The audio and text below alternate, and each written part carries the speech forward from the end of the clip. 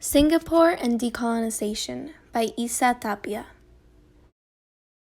According to the Law Gazette, if it wasn't for Stanford Raffles and his idea to make Singapore a trading post, the small island wouldn't be what it is today.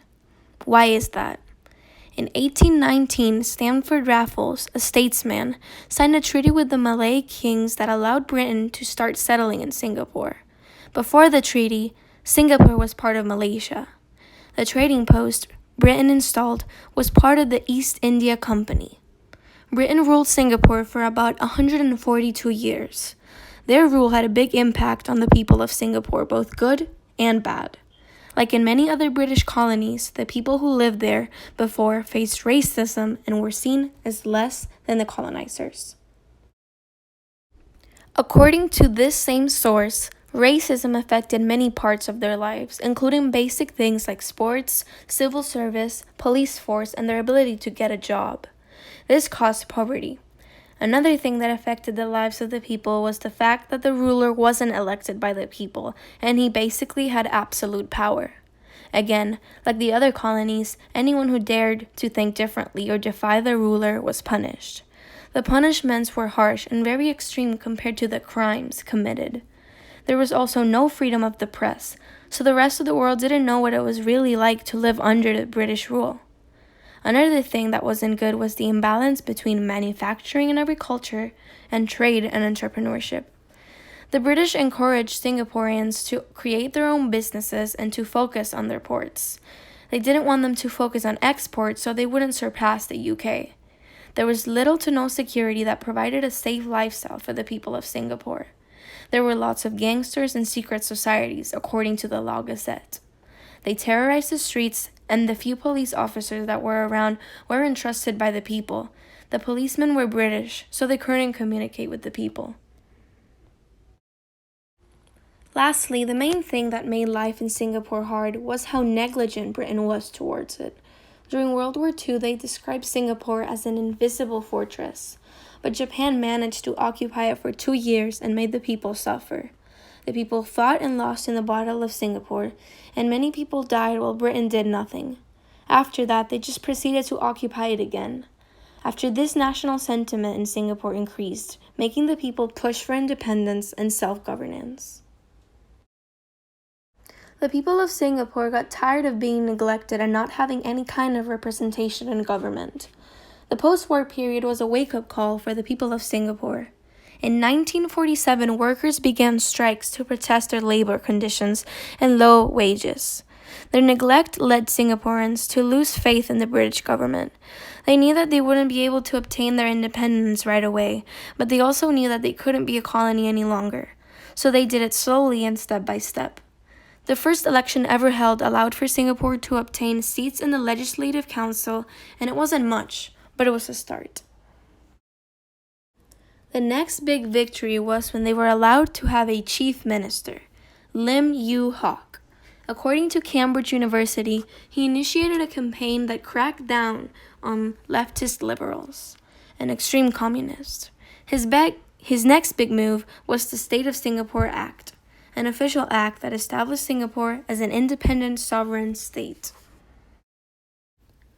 Lee Kuan Yew, the first Prime Minister of Singapore, founded the PAP, also known as the People's Action Party. He fought tooth and nail for fair elections, and after being awarded the right, Lee Kuan Yew won. Then the campaign for a merger began. Lee believed that if Singapore wanted to keep growing, they needed to form a part of the Federation of Malaysia. The people were in favor of it. Lee convinced his people that Singapore's growing economy would keep on growing if they went through with this. Later, in 1963, Lee Kuan Yew signed the Proclamation of Singapore, stating that Singapore would officially become part of the Federation of Malaysia. 2 years later, Singapore made the decision to split from the Federation due to strongly opposed views between the two states, both politically and economically. I believe that every major historical event, whether it is the independence of a country or a battle, requires a spark, or a catalyst that sets the event in motion. Decolonization in Singapore was set in motion by the tragic events of the fall of Singapore. There were many conditions that led to the dissolution of British rule in Singapore, but the main thing was the fall of Singapore during World War II. Before the war, Britain built an enormous base that could hold an entire naval fleet in case of an attack. Britain painted Singapore to the rest of the world as an impenetrable fortress. Britain neglected Singapore, believing it was indestructible. It wasn't, and as a result of that, Japan managed to occupy it during World War II. Singaporeans fought and died trying to fight them, but it wasn't until the Potsdam Agreement that Britain was back in control of Singapore. The island played a big role in the defeat of Japanese forces. Unfortunately, after that event, the lifestyle of Singaporeans was severely affected. The fall of Singapore led to famine, depleted resources, and a spread of diseases. About 140,000 Allied troops were killed or imprisoned at the notorious Changi prison as a result of the fall of Singapore. Singapore's process of decolonization is both similar and different to those from other countries. The main point of similarity being that all of these had one event that sparked people's minds to want their independence. For Singapore, it was the fall of Singapore during World War II. After this, a chain of events was set in motion that eventually led to the independization of Singapore. If we look at the island now, and a few years later after it gained its independence, they are very successful and have one of the world's most advanced economic and political systems. Compared to the process of decolonization in other countries, Singapore didn't have it that bad. The most violent events were the riots of 1947 led by workers after the fall of Singapore, caused by unfair wages and treatments towards them. The war had caused famine, new diseases, and a crumpled economy where there was a thriving one. Unlike other countries, it was able to bounce back quickly, and by 1950, they were back up on their feet and growing. Nowadays, Singapore is looked at as an example of what a country should be. Their rich culture, influenced by both the Chinese and British culture, is filled with rich history. Their economic systems based on modern capitalism gave way for one of the world's highest GDP, number 4 in the world. They managed to use what they learned from the British and establish one of the world's most productive and efficient trading ports, and expanded their industry to agriculture and tourism. All of these components have a trace of British influence. The reason I think Singapore's decolonization was the most effective out of the rest is that Singapore decided to learn from Britain rather than unleash their hate and ignore their well-established systems.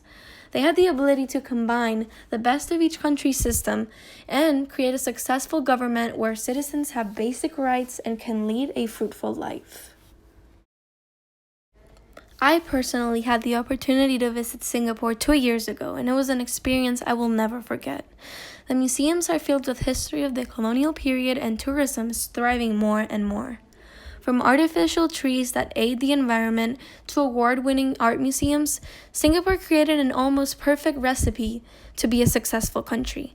Everywhere you go, there is a trace of history and a good tale to tell. Thanks for watching, and I hope you enjoyed this video.